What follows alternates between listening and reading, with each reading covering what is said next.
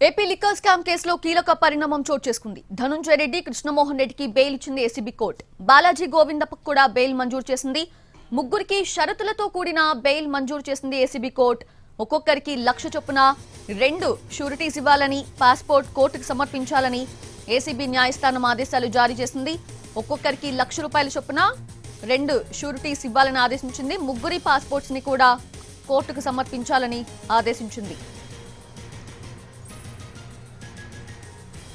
Liquor కేసులో A31 గా Dhanunjaya Reddy, A32 గా కృష్ణమోహన్ రెడ్డి, A33 గా బాలాజీ గోవిందప్ప ఉన్నారు. మే 13th బాలాజీ గోవిందప్ప, మే 16th కృష్ణమోహన్ రెడ్డి, ధనుంజయ రెడ్డి అరెస్ట్ అయ్యారు. అప్పటి నుంచి విజయవాడ జైల్లో రిమాండ్లో ఉన్నారు.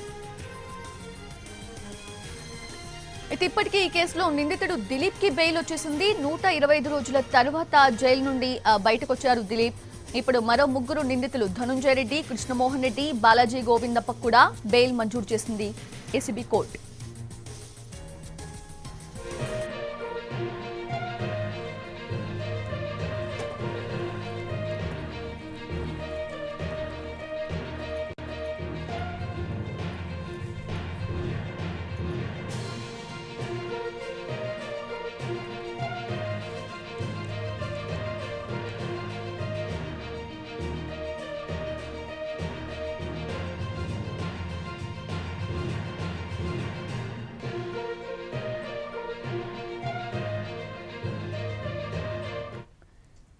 ఇటు ఏపీ లిక్కర్ స్కామ్ కేసులో కీలక పరిణామం చూస్తున్నాము. ముగ్గురికి కూడా ఏసీబీ కోర్టు బెయిల్ మంజూరు చేసింది. లేటెస్ట్ అప్డేట్స్ అందించేందుకు మా ప్రతినిధి శ్రీకాంత్ లైవ్ లో సిద్ధంగా ఉన్నారు. శ్రీకాంత్, అంటే bail issued but conditions applied, so ఎటువంటి కండిషన్స్ తో బెయిల్ మంజూరు చేసింది ఏసీబీ కోర్టు?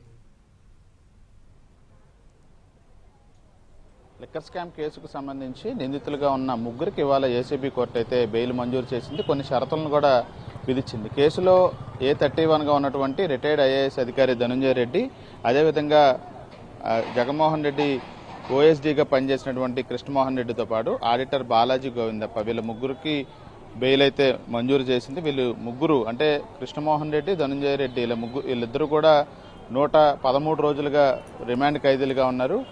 బాలాజీ గోవిందప్ప 117 రోజులుగా విజయవాడ సబ్ జైల్లో రిమాండ్ ఖైదీగా కొనసాగుతున్న పరిస్థితి కూడా ఉంది. వీళ్ళ ముగ్గురు డిఫాల్ట్ బెయిల్ పిటిషన్లు దాఖలు చేశారు. 90 రోజులు గడిచింది కాబట్టి మాకు బెయిల్ మంజూరు చేయండి అని చెప్పి న్యాయస్థానం ముందు బెయిల్ పిటిషన్ దాఖలు చేశారు. గతంలో వీళ్ళ ముగ్గురు కూడా 2 సార్లు బెయిల్ పిటిషన్లు, రెగ్యులర్ బెయిల్ పిటిషన్లు దాఖలు చేయగా 2 కూడా డిస్మిస్ అయ్యాయి. 3వసారి డిఫాల్ట్ బెయిల్ పిటిషన్ల మీద న్యాయస్థానం అనుమతులు కూడా జారీ చేసింది. కొన్ని షరతులను కూడా విధించింది. ప్రధానంగా ముగ్గురు వాళ్ళ పాస్పోర్ట్లని ఏసీబీ కోర్టులో అయితే 3 పాస్పోర్ట్లని కూడా అప్పగించాలని కూడా ఆదేశాలు జారీ చేసింది. ఇక సహా నిందితులతో మాట్లాడవద్దు, అదేవిధంగా సాక్షులతో కూడా మాట్లాడి ప్రభావితం చేయొద్దు, ఈ కేసుకి సంబంధించి ఎటువంటి వ్యాఖ్యలు చేయొద్దని కండిషన్స్ కూడా పెట్టింది. దీంతో పాటుగా దేశం విడిచి వెళ్లొద్దని కూడా ఆదేశాలు జారీ చేసిన పరిస్థితి కూడా ఉంది. మొత్తం 2 షూరిటీలు, ఒక్కొక్కటి 1,00,000 రూపాయలకు సంబంధించి 2 షూరిటీలను కూడా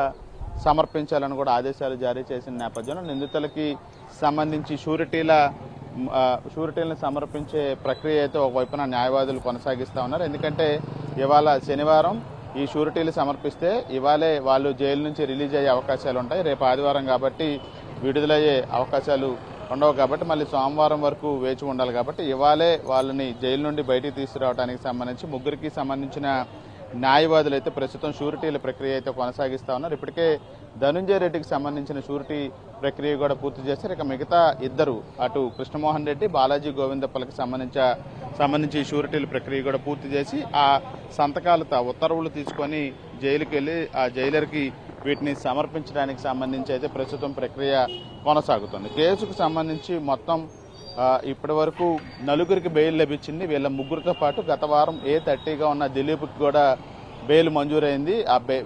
దిలీప్ కూడా 113 రోజులకు పైగా సబ్ జైల్లో ఖైదీగా ఉన్నారు. ఈ నేపథ్యంలో మొత్తం 12 మంది నిందితుల్ని సిట్ అరెస్ట్ చేయగా వాళ్ళలో 4 బెయిల్ వచ్చింది. ఇక వైసీపీ ఎంపీ కేసులో A4గా ఉన్నటువంటి మిథున్ రెడ్డికి మధ్యంతర బెయిల్ కూడా మంజూరైన నేపథ్యంలో మొత్తం కేసులో 48 మందిని నిందితులుగా చేర్చారు. 29 మంది వ్యక్తులు, 19 సంస్థల మీద సిట్ కేసు కూడా నమోదు చేసిన నేపథ్యంలో 4 ప్రస్తుతం ఈ కేసులో బెయిల్ వచ్చింది కాబట్టి ఇంకా మరికొంతమంది నిందితులు మిగతా వాళ్ళందరూ కూడా బెయిల్ పిటిషన్లు దాఖలు చేశారు. అవన్నీ కూడా విచారణల దశలో ఉన్నాయి. చాణక్య కూడా హైకోర్టు నుంచి ఏసీబీ కోర్టులోని తాజాగా బెయిల్ పిటిషన్ దాఖలు చేశారు. గతంలో అతని బెయిల్ పిటిషన్ కూడా డిస్మిస్ అయింది 2 సార్లు.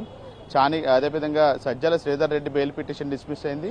చెవిరెడ్డి భాస్కర్ రెడ్డి బెయిల్ పిటిషన్ ఈ నెల 10వ తారీఖున ఉత్తర్వులు కూడా ఇవ్వబోతుంది. కాబట్టి ఇవాళ నిందితులకు సంబంధించి ఒక బిగ్ డేగా చెప్పొచ్చు. వాళ్ళు నలుగురికి ఈ కేసులో ఒకరికి మధ్యంతర బెయిల్, ముగ్గురికి రెగ్యులర్ బెయిల్ కూడా మంజూరైంది. కాబట్టి కేసుకు సంబంధించి మిగతా నిందితులకి బెయిల్ రాకుండా ఉండటానికి సిట్ ఏ విధంగా ముందుకెళ్తుంది అనేది ఆసక్తికరంగా మారింది.